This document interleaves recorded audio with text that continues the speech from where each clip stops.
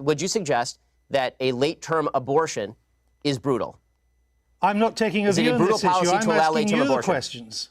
Sir, you just suggested that the pro-life position is inherently brutal and terrible, so I'm asking you, as an objective journalist, would you ask the same question to a pro-choice advocate by calling their position brutal and horrible? What I'm asking you is that why is it that a bill banning abortions after a woman has been pregnant for 6 weeks is not a return? Before we dive into the full story, comment where you're watching from, and don't forget to like and subscribe so you don't miss the next one.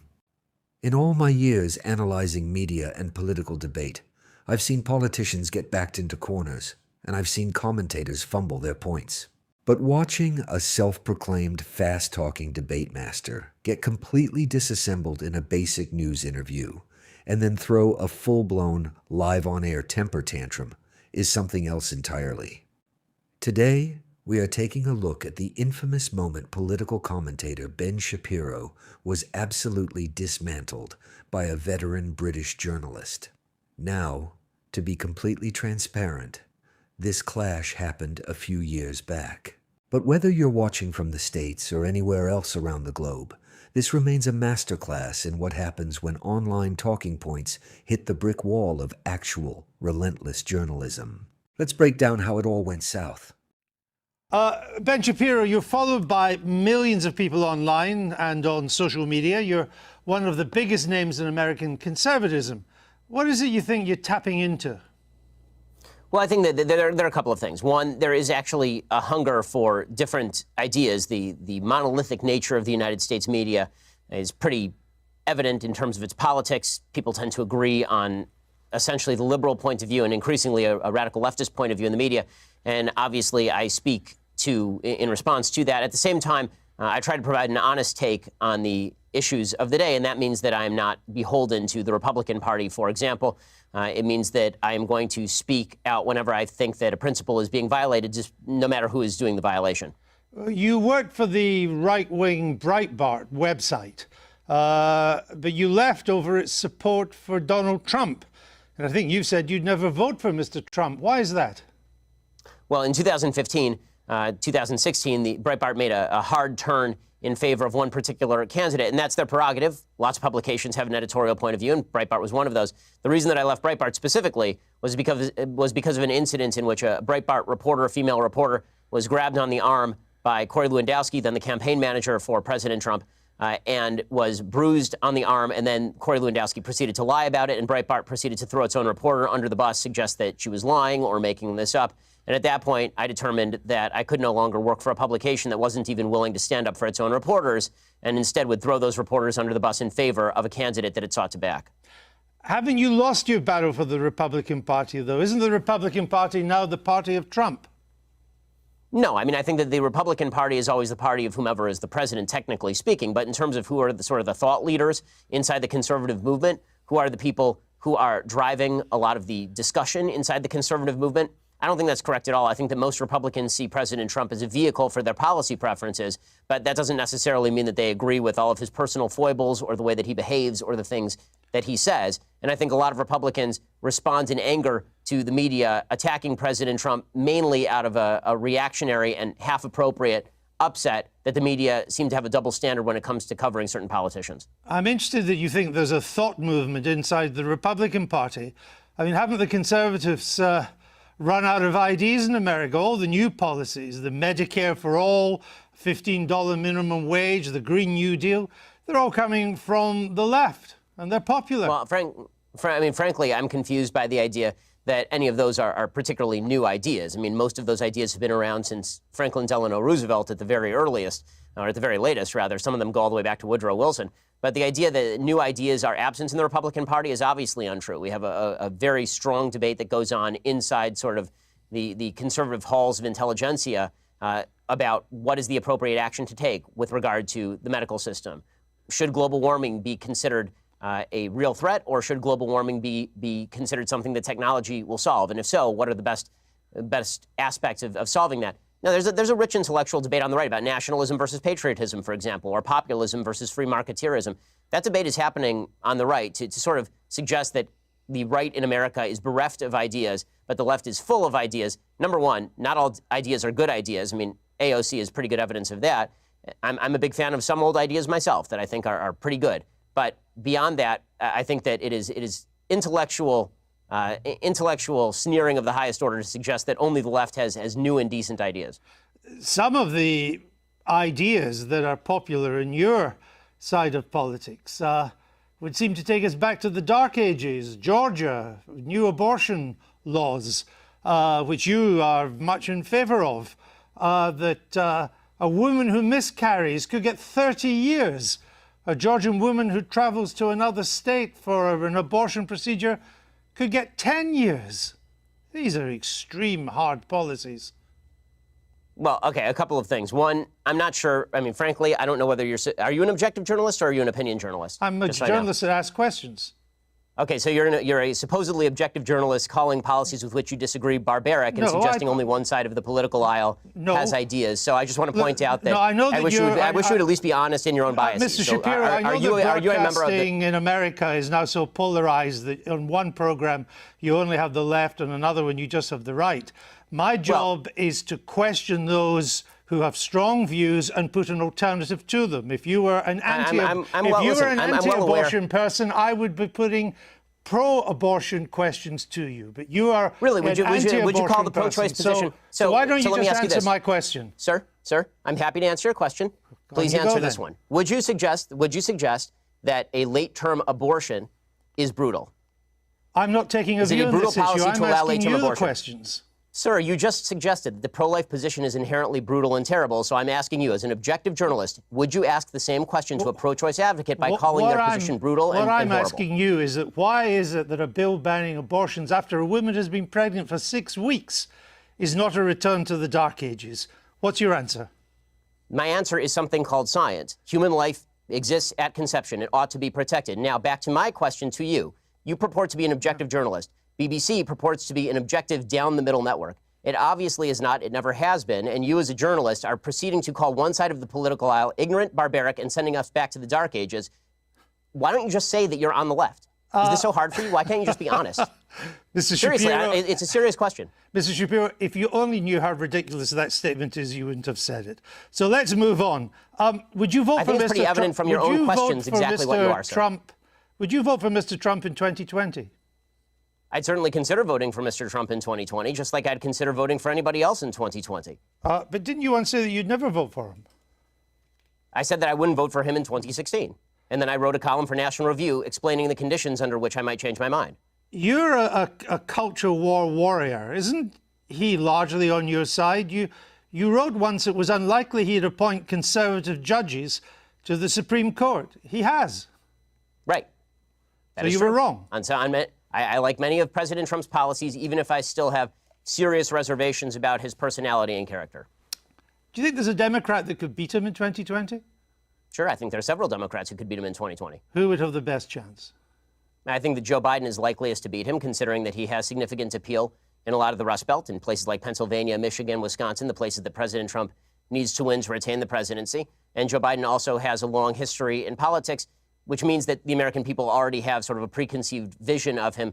President Trump, as a campaigner, is very good at dragging unknowns through the mud or at exposing details about people that are previously sort of covered up. But when it comes to Joe Biden, he's been well exposed for a very long time. Most people know him, and he's not nearly as unpopular even going in as Hillary Clinton was in 2016. So if it was a close race between Mr. Biden and Mr. Trump, you would, from what you say, I think, probably go for Mr. Trump. Yes, I would vote for Mr. Trump if it were a race between Biden and Trump, because I think that the damage that President Trump has done to the country on a character and rhetorical level has already been done and cannot be undone. I don't see it as getting worse day by day. That is the new status quo, unfortunately. Now the question becomes which policies I would most like to see enacted, and Trump's policy preferences are closer to my own than Joe Biden's are. Now, you're a star of new media, of conservative new media. You and others on the left and the right, you position yourselves as supposed tellers of hard truths. But haven't you all just really coarsened public discourse in America and exacerbated its divisions? You know, it's kind of odd to be hearing about me coarsening public discourse when you call policies you disagree with brutal and bringing us back to the Dark Ages, sir. The point, I don't want to return to it, but the point was to put a position for you to reply to it. And I thought we'd covered that.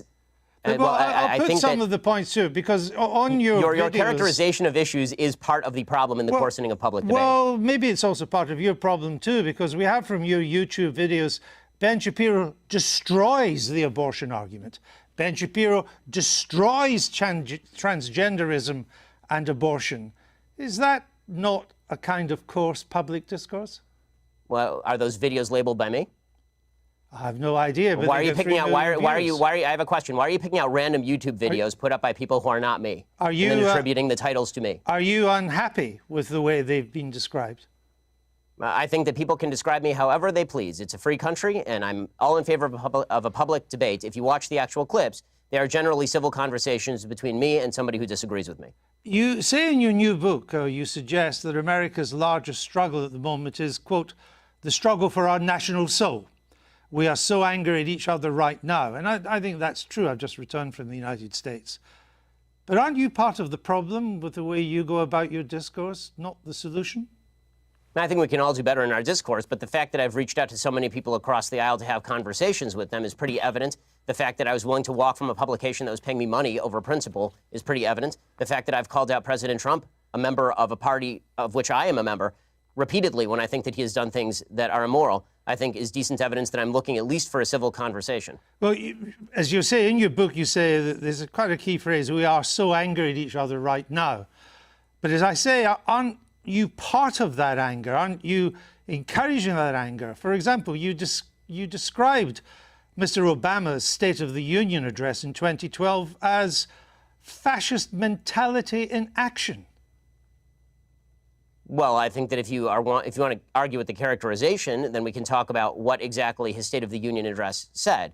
Is it charged language in politics? Sure. The problem that I have is not with charged language in politics, which I'm generally in favor of. I like a robust public debate and a very loud and spirited public debate. I have no problem with that whatsoever. What I'm talking about is the assumption that people with whom we disagree politically are inherently of bad character or, in your words, want to bring us back to the dark ages. But again, it was your description of the State of the Union address in 2012 as fascist. The wording of President Trump's 2012 address was bad and wrong. That's all. There are plenty of things that are bad and wrong, but it doesn't make them fascist. Well, I suppose that's true. But if you would like to, again, if you'd like to read me the column out loud, I suppose I can critique it for you. Oh, well, again, with Mr. Obama, you said, and you're Jewish yourself. I only mention that because to put this in context. The Jews who vote for Obama are, by and large, Jews in name only. Ginos, you call them.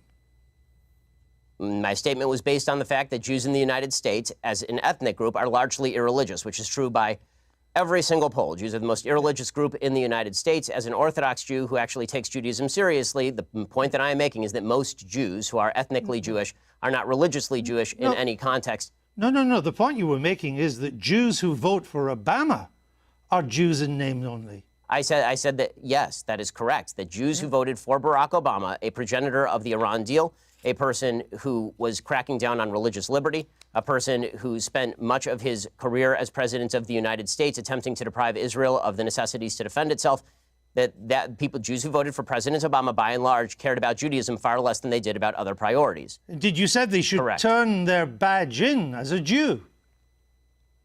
Yes, I believe that if you are somebody who takes Judaism seriously, that comes along with ideological commitment. I mean, I guess. Also, I hope you're having fun, by the way, going through every old tweet that I've ever sent to try and do gotcha questions. But if you'd like to have a discussion about my general philosophy or things I've done in, say, I don't know, that's 2012, so it's now 2019. If you'd like to discuss something I've done in, say, like the past 5 years, why don't we do that? How about that? Because your book is a criticism of how angry America is and how America has to do better. And I'm simply I have an entire list on my website, sir. On my list, I have an entire website of dumb, bad things that I've said. I'm simply trying to point out some of the things you've said that seem to me to help to stoke that anger. For example, you said Israelis like to build, Arabs like to bomb crap and live in open sewage. Well, as I say in an article entitled, "Here's a list of all the giant, bad, dumb things I've ever said." Was that dumb? What? Yes, that's a dumb tweet. And not only, but it is also important to mention that the next few tweets clarify that tweet is specifically referring to the Hamas leadership, which, by the way, a BBC I've seen is relatively reticent to condemn. No, actually, it wasn't. What you went on to do and say You are correct about the slur on Arabs. It's not all Arabs that want to live in open sewage and blow things up. It's just Palestinians, you went on to say. No, it says the ones who take sides against Israel in the Israel-Palestinian Arab population is rotten to the core, you went on to say. Not Hamas, the Palestinian Arab population. I say that by poll numbers, they elected Hamas. They elected Hamas. They educate their children in school that Israel should be obliterated, sir. I guess... If you want to read, honestly, this is a giant waste of time in the sense that the entire interview is designed for you to shout slogans or old things that I've said at me. I don't see how this forwards the debate. You talk about undermining the public discourse. It seems to me that simply going through and finding lone things that sound bad out of context and then hitting people with them is a way for you to make a quick buck on BBC off the fact that I'm popular and no one has ever heard of you. There are not many bucks to be made on the BBC, unlike American broadcasting, Mr. Shapiro. The point I'm trying to make is that your words are hardly designed to produce the consensus and understanding that the book seems to want to produce. That's my point, that you write about, Judeo-Christian culture and so on, but so much of what you've said in the past would seem to turn its back on Judeo-Christian culture. You're lecturing me on Judeo-Christian culture after you call the pro-life position barbaric? I just asked you a question.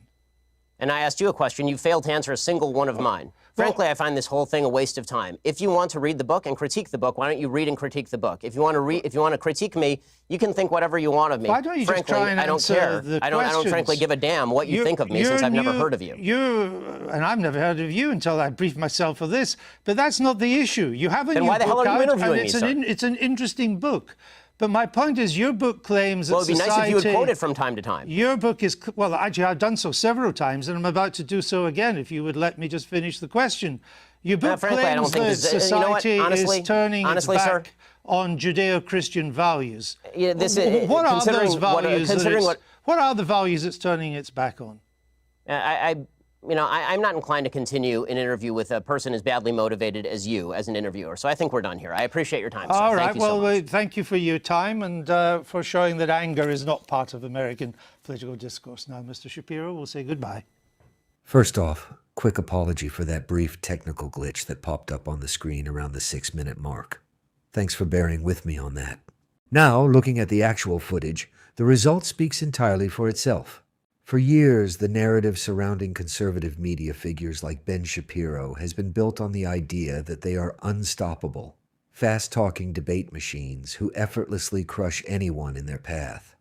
But the moment he walked into a setting he couldn't control, an interview with a veteran journalist who actually pressed him on his own past statements, that carefully crafted image completely crumbled. Instead of defending his positions, he lost his temper, accused a well-known conservative broadcaster of being a leftist, and folded like a wet paper towel before walking off the set. It shows you the massive difference between delivering rehearsed talking points to a passive audience and facing real, unscripted accountability. Even though this clash took place back in 2019, it remains one of the most glaring examples of what happens when online political bravado meets basic journalistic rigor. It's a moment that deserves a revisit, if only to remind us how fragile these media personas can be when challenged outside their echo chambers. What are your thoughts on how that interview played out? Drop your takedown in the comments below. Hit that like button to help boost the video in the algorithm, and subscribe to stay updated on all our upcoming political coverage. Appreciate every single one of you, and I'll see you in the next video.